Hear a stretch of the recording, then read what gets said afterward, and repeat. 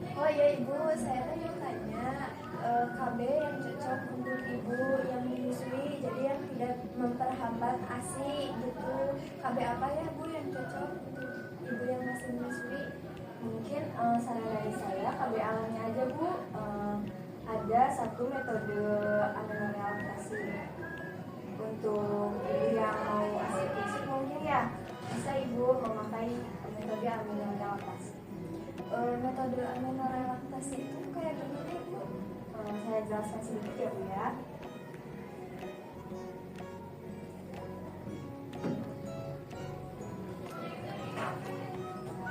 Metode amenorelaksasi itu biasa disebut KB-MAL ya Bu ya. Metode amenorelaksasi kontrasepsi yang dapat digunakan pasca persalinan, di mana kontrasepsi yang hanya mengandalkan pemberian ASI secara eksklusif atau kurang lebih 6 bulan ya. Artinya dengan metode ini haid tidak muncul teratur selama 24 minggu atau selama 6 bulan.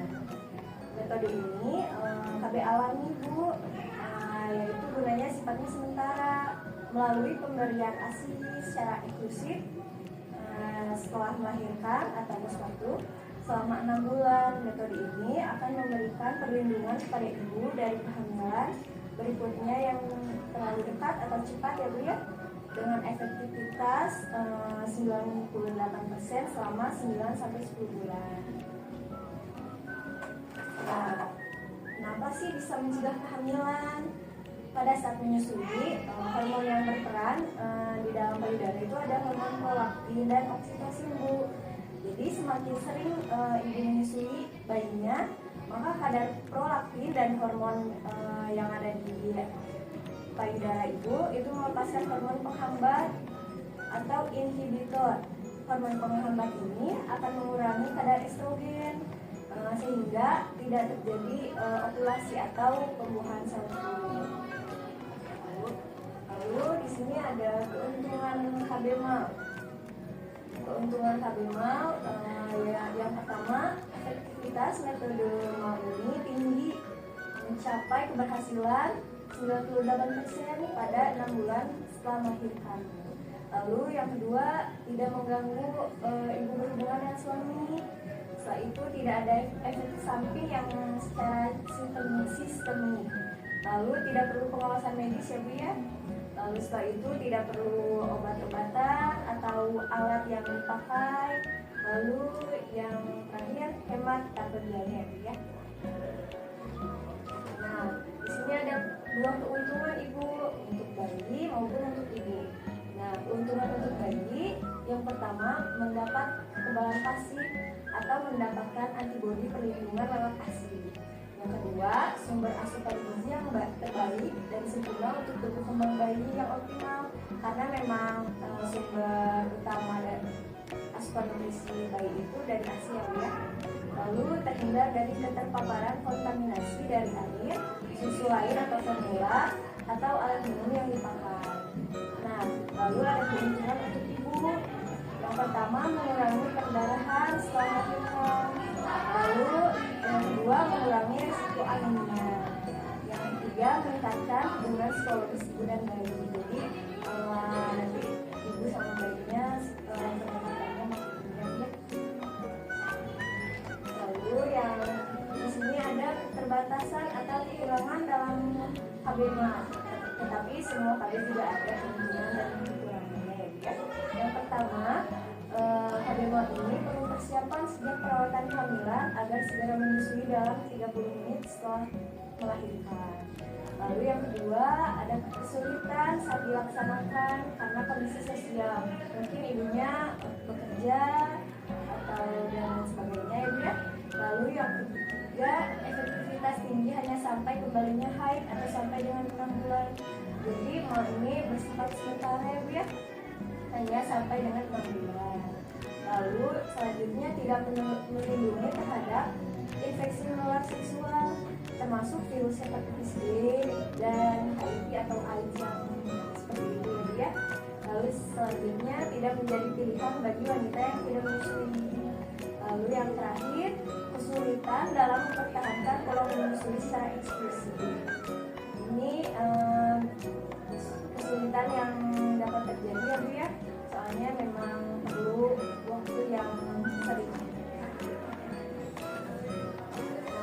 Apa saja sih yang dapat menggunakan KBMAL?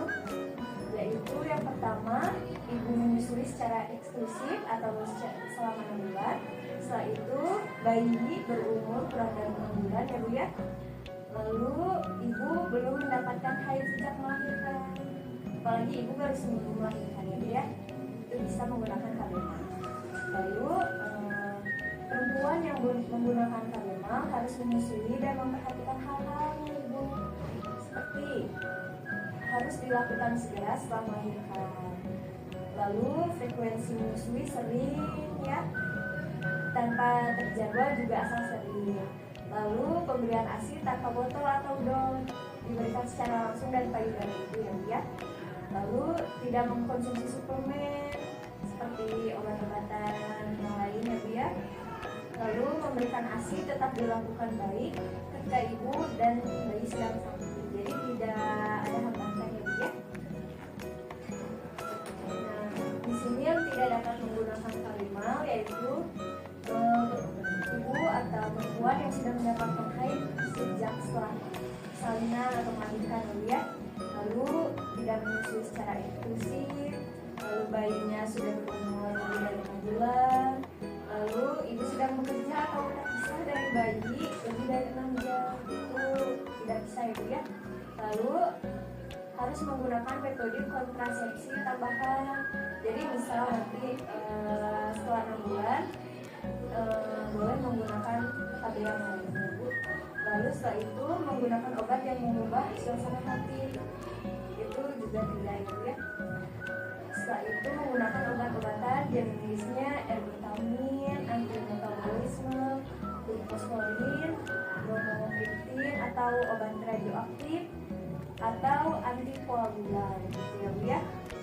Dan juga KBMAL ini tidak direkomendasikan pada kondisi ibu yang memiliki HIV atau AIDS positif dan terinfeksi aktif. Nah, di sini apa saja sih syarat untuk menggunakan KBMAL? Nah, KBMAL ini dapat dipakai sebagai kontrasepsi bila yang pertama ibu menyusui secara penuh full atau secara eksklusif ya Bu ya, seperti ibu menyusui eksklusif. Lalu yang kedua ibu belum haid. Lalu yang ketiga umur bayi kurang 6 bulan dan efektif menggunakan KBMAL ini sampai 6 bulan. Lalu mengapa menyusui bisa menjadi metode kontrasepsi ya? Nah, menyusui dapat meningkatkan hormon prolaktin dan merangsang terhadap hipotalamus. Jadi di dalam payudara ibu itu ada hormon prolaktin yang dapat merangsang hormon atau terhadap hipotalamus yang ada di dalam otak ya. Lalu hipotalamus itu memproduksi hormon GnRH dan menstimulasi pada sekresi hormon LH dan FSH sehingga menyebabkan penurunan terhadap siklus menstruasi sehingga ovulasi atau pematangan sel telur itu tidak terjadi ya. Nah, di sini ada upaya keberhasilan KBMAL ya Bu. Beberapa catatan dari konsensus untuk mencapai efektivitas MAL 98%, ibu harus menyusui penuh atau hampir penuh dengan faktor-faktor yang di sini Bu. Yaitu ada yang pertama perdarahan sebelum 5-6 hari pasca salin atau setelah melahirkan. Itu dapat diabaikan ya Bu ya, karena itu belum termasuk haid. Yang kedua, bayinya bisa secara langsung tanpa gag ya Bu ya. Lalu yang ketiga, menyusui dimulai dari setengah sampai 1 jam setelah bayi lahir. Apakah pas melahirkan ibu langsung dikasih ASI? Iya. Lalu kolostrum diberikan kepada bayi. Kolostrum itu ASI yang keluar pertama kali dari payudara. Lalu yang selanjutnya pola menyusui on demand atau menyusui setiap bayi membutuhkan dan dari kedua payudara, jadi bergantian ya Bu ya, jangan satu terus. Lalu sering menyusui selama 24 jam termasuk di malam hari ya Bu ya, gak apa-apa ya kebangun buat menyusuin gitu. Lalu terakhir hindari jarak menyusui kurang dari lebih dari 4 jam ya Bu ya, jadi harus sering 2 jam sekali gitu. Itu aja ibu yang bisa saya jelasin. Mungkin untuk selanjutnya atau depannya ibu mau MHB apa? Apa ada yang ditanyakan? Udah Bu, sudah cukup.